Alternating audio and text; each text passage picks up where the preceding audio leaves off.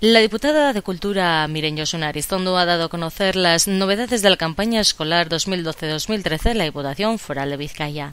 Se trata de un programa que se desarrolla gracias a la colaboración de los centros escolares de Vizcaya, las asociaciones de padres y madres y las federaciones deportivas, que incluye actividades de competición, iniciación, recreativas y actividades de tecnificación, con una oferta de más de 50 modalidades deportivas.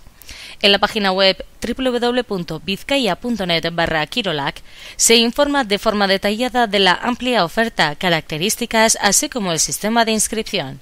La diputada foral de Cultura ha señalado en su intervención que elaborar una política deportiva de calidad y gestionada con el rigor que exige la actual coyuntura económica es uno de los principales retos de la Dirección de Juventud y Deportes de la Diputación Foral de Vizcaya.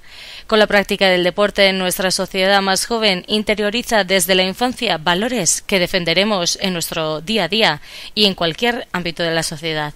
Durante la pasada edición participaron 47.600 personas y más de 624 entidades.